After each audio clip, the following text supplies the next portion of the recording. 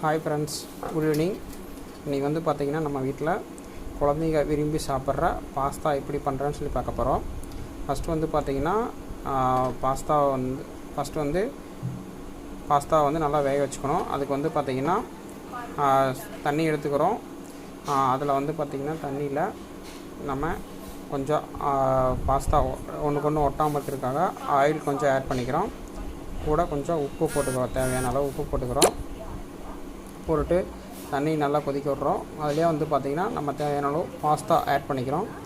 Pasta நல்லா வந்து பார்த்திங்கன்னா ஒரு 10லேருந்து 15 நிமிஷம் நல்லா வேகணும்.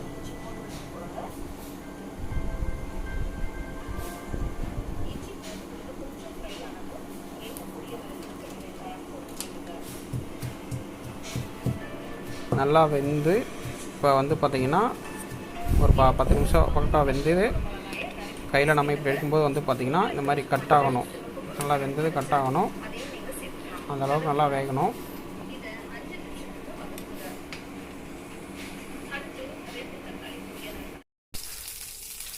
பாஸ்தா வந்து பார்த்திங்கன்னா நல்லா வேக வச்சதுக்கப்புறம் வந்து பார்த்திங்கன்னா ரொம்ப குழம்புன்னு ஆகிடுச்சுன்னா லைட்டாக ஆற வச்சுக்கலாம். ஸோ ஆற வச்சுருக்கோம்.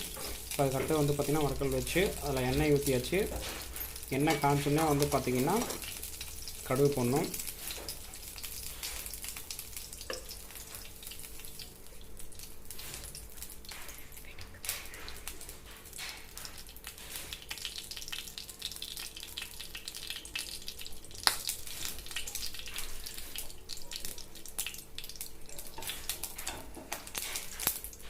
அதுக்கப்புறம் வந்து கட் பண்ணி வச்சுருந்த ஆனியன் ஆட் பண்ணிக்கிறோம். வெங்காயம் நல்லா தொலாவி கொடுக்கணும்.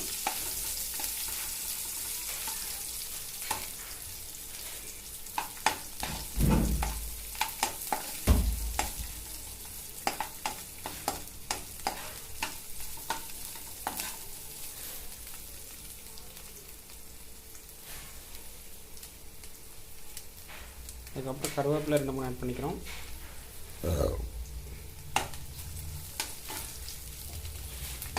அதுக்கப்புறம் நம்ம தக்காளி, இஞ்சி, பூண்டு எல்லாம் போட்டு பேஸ்ட்டு அரைச்சி வச்சுருக்கிறோம். அதையும் ஆட் பண்ணிக்கிறோம்.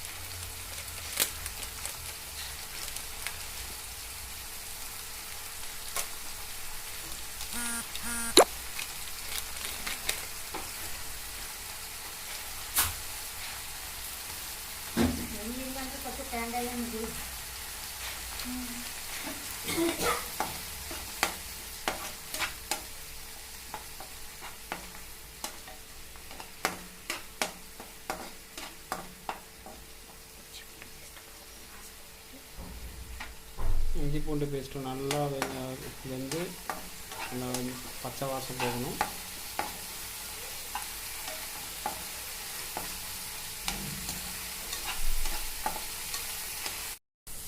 அதுக்கடுத்து வந்து பார்த்திங்கன்னா மஞ்சள்தூள் கொஞ்சம் போட்டுக்கிறோம்.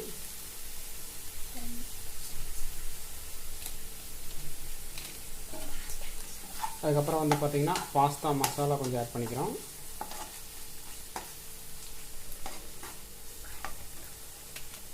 தேவையான காரத்தை பொறுத்து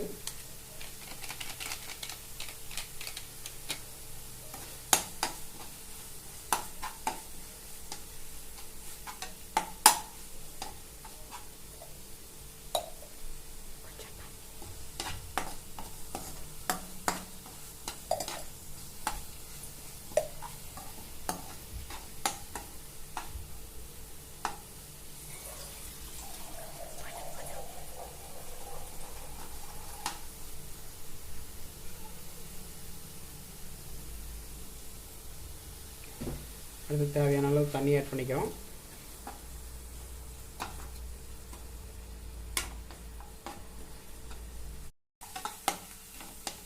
தேவையான அளவு உப்பு ஆட் பண்ணியாச்சு. அதுக்கப்புறம் வந்து பார்த்திங்கன்னா நம்ம ஆல்ரெடி வேக வச்சுருந்த பாஸ்தாவை ஆட் பண்ணிக்கிறோம்.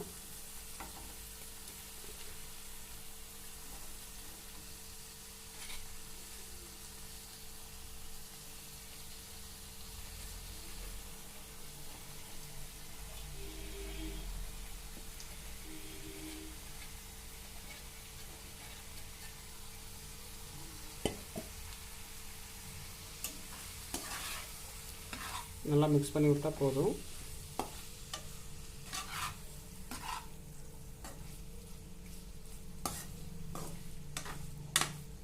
அவ்வளோதான். நல்லா மிக்ஸ் பண்ணி விட்டுட்டு மேலே 2 புதினா போட்டால் போதும்.